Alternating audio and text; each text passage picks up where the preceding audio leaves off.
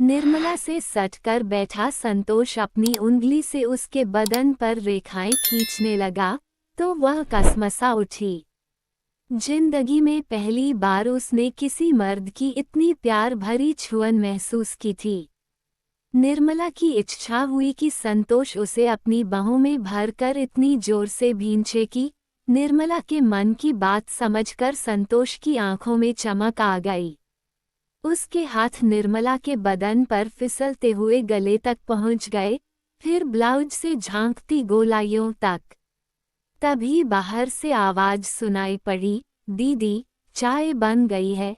संतोष हड़बड़ाकर निर्मला से अलग हो गया, जिसका चेहरा एकदम तमतमा उठा था, लेकिन मजबूरी में वह होंठ काट कर रह गई। नीचे वाले कमरे में छोटी बहन उषा ने नाश्ता लगा रखा था। चाय नाश्ता करने के बाद संतोष ने उठते हुए कहा, अब चलूं, इजाजत है। कल आऊंगा, तब खाना खाऊंगा, कोई बयासी चीज बनाना। आज बहुत जरूरी काम है, इसलिए जाना पड़ेगा। अच्छा, 5 मिनट तो रुको, उषा ने बर्तन समेटते हुए कहा, मुझे अपनी एक सहेली से नोट्स लेने हैं। रास्ते में छोड़ देना, मैं बस 5 मिनट में तैयार होकर आती हूँ। उषा थोड़ी देर में कपड़े बदल कर आ गई। संतोष उसे अपनी मोटरसाइकिल पर बैठा कर चला गया। उधर निर्मला कमरे में बिस्तर पर गिर पड़ी और प्यास अधूरी रह जाने से तड़पने लगी। निर्मला की आंखों के आगे एक बार फिर संतोष का चेहरा तैर उठा। उसने झपट कर दरवाजा बंद कर दिया और बिस्तर पर गिरकर मछली की तरह छटपटाने लगी। निर्मला को पहली बार अपनी बहन उषा और मां पर गुस्सा आया। मां चाय नाश्ता बनाने में थोड़ी देर और लगा देती तो उनका क्या बिगड़ जाता। उषा कुछ देर उसे और न बुलाती तो निर्मला को वह सब कुछ जरूर मिल जाता जिसके लिए वह कब से तरस रही थी। जब पिता की मौत हुई थी तब निर्मला 22 साल की थी। उससे बड़ी कोई और औलाद न होने के चलते बीमार मां और छोटी बहन उषा को पालने की जिम्मेदारी बिना कहे ही उसके कंधे पर आ पड़ी थी। निर्मला को एक प्राइवेट फर्म में अच्छी सी नौकरी भी मिल गई थी। उस समय उषा 10वीं जमात के इम्तिहान दे चुकी थी, लेकिन उसने धीरे धीरे आगे पढ़कर बीए में दाखिला लेते समय निर्मला से कहा था, दीदी, माँ की दवा में बड़ा पैसा खर्च हो रहा है। तुम अकेले कितना बोझ उठाओगी? मैं सोच रही हूँ कि 2-4 ट्यूशन कर लूँ, तो 2-3 हजार रुपये बड़े आराम से निकल जाएंगे, जिससे मेरी पढ़ाई के खर्च में मदद हो जाएगी। तुझे पढ़ाई के खर्च की चिंता क्यों हो रही है? मैं कमा रही हूँ न, बस तू पढ़ती जा, निर्मला बोली थी। अब निर्मला 30 साल की होने वाली है। 1-2 साल में उषा भी पढ़ लिख कर ससुराल चली जाएगी तो अकेलापन पहाड़ बन जाएगा। लेकिन एक दिन अचानक मौका हाथ आ लगा था तो निर्मला की सोई इच्छाएं अंगड़ाई लेकर जाग उठी थीं। उस दिन दफ्तर में काम निबटाने के बाद सब चले गए थे। निर्मला देर तक बैठी कागजों को चेक करती रही थी।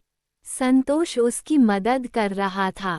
आखिरकार रात के 10 बजे फाइल समेटकर वह उठी तो संतोष ने हंस कर कहा था, इस समय तो ऑटो रिक्शा या टैक्सी भी नहीं मिलेगी, इसलिए मैं आपको मोटरसाइकिल से घर तक छोड़ देता हूँ। निर्मला ने कहा था, ओह, एडवांस में शुक्रिया। निर्मला को उसके घर के सामने उतारकर संतोष फिर मोटरसाइकिल स्टार्ट करने लगा तो उसने हाथ बढ़ाकर हैंडल थाम लिया और कहने लगी, ऐसे कैसे जाएंगे? घर तक आए हैं तो कम से कम 1 कप चाय। हाँ, चाय चलेगी, वरना घर जाकर भूखे पेट ही सोना पड़ेगा। रात भी काफी हो गई है। मैं जिस होटल में खाना खाता हूँ अब तो वह भी बंद हो चुका होगा।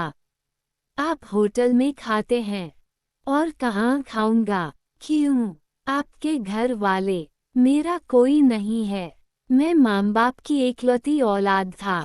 वे दोनों भी बहुत कम उम्र में ही मेरा साथ छोड़ गए, तब से मैं अकेला जिंदगी काट रहा हूँ।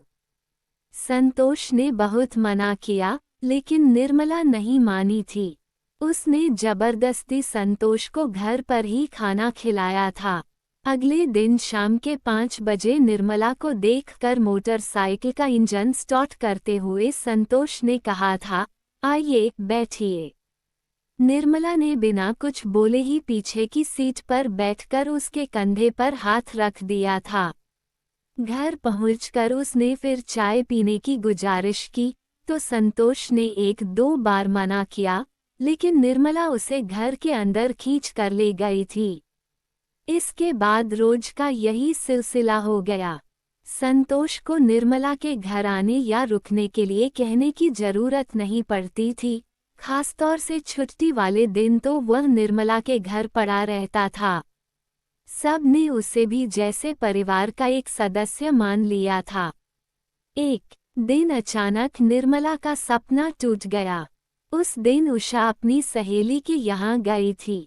दूसरे दिन उसका इम्तिहान था, इसलिए वह घर पर बोल गई थी कि रात भर सहेली के साथ ही पढ़ेगी, फिर सवेरे उधर से ही इम्तिहान देने यूनिवर्सिटी चली जाएगी। उस दिन भी संतोष निर्मला के साथ ही उसके घर आया था और खाना खाकर रात के तकरीबन 10 बजे वापस चला गया था। उसके जाने के बाद निर्मला बाहर वाला दरवाजा बंद करके अपने कमरे में लौट रही थी। तभी माँ ने टोक दिया, बेटी, तुझसे कुछ जरूरी बात करनी है। निर्मला का मन धड़क उठा। माँ के पास बैठकर आंखें चुराते हुए उसने पूछा, क्या बात है माँ? बेटी, संतोष कैसा लड़का है? वह तेरे ही दफ्तर में काम करता है, तू तो उसे अच्छी तरह जानती होगी। निर्मला एकाएक कोई जवाब नहीं दे सकी। माँ ने कांपते हाथों से निर्मला का सिर सहलाते हुए कहा, मैं तेरे मन का दुख समझती हूँ बेटी, लेकिन इज्जत से बढ़कर कुछ नहीं होता। अब पानी सिर से ऊपर जा रहा है, इसलिए। निर्मला एकदम तिलमिला उठी। वह घबरा कर बोली, ऐसा क्यों कहती हो माँ? क्या तुमने कभी कुछ देखा है? हाँ बेटी, देखा है, तभी तो कह रही हूँ। कल जब तू बाजार गई थी, तब 2 घड़ी के लिए संतोष आया था। वह उषा के साथ कमरे में था। मैं भी उनके साथ बातचीत करने के लिए वहां पहुंची, लेकिन दरवाजे पर पहुंचते ही मैंने उन दोनों को जिस हालत में देखा। निर्मला चिल्ला पड़ी, माँ, और वह उठकर अपने कमरे की ओर भाग गई। निर्मला के कानों में माँ की बातें गूंज रही थीं। उसे विश्वास नहीं हुआ। माँ को जरूर धोखा हो गया है। ऐसा कभी नहीं हो सकता, लेकिन यही हो रहा था। अगले दिन निर्मला दफ्तर गई जरूर, लेकिन उसका किसी काम में मन नहीं लगा। थोड़ी देर बाद ही वह सीट से उठी। उसे जाते देख संतोष ने पूछा, क्या हुआ? तबीयत ठीक नहीं है क्या? निर्मला ने भर्राए आवाज में कहा, मेरी एक खास सहेली बीमार है। मैं उसे ही देखने जा रही हूँ। कितनी देर में लौटोगी? मैं उधर से ही घर चली जाऊंगी। बहाना बनाकर निर्मला जल्दी से बाहर निकल आई। ऑटो रिक्शा करके वह सीधे घर पहुंची। माँ दवा खाकर सो रही थी। उषा शायद अपने कमरे में पढ़ाई कर रही थी। बाहर का दरवाजा अंदर से बंद नहीं था।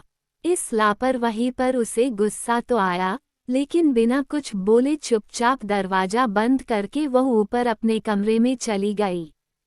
इसके आधे घंटे बाद ही बाहर मोटरसाइकिल के रुकने की आवाज सुनाई पड़ी। निर्मला को समझते देर नहीं लगी कि जरूर संतोष आया होगा। निर्मला कब तक अपने को रोकती? आखिर नहीं रहा गया, तो वह दबे पैर सीढ़ियां उतरकर नीचे पहुंची। माँ सो रही थी। वह बिना आहट किए उषा के कमरे के सामने जाकर खड़ी हो गई और दरवाजे की एक दरार से आंख सटाकर झांकने लगी। भीतर संतोष और उषा दोनों एक दूसरे में डूबे हुए थे। उषा ने इठलाते हुए कहा, छोड़ो मुझे, कभी तो इतना प्यार दिखाते हो और कभी ऐसे बन जाते हो जैसे मुझे पहचानते नहीं।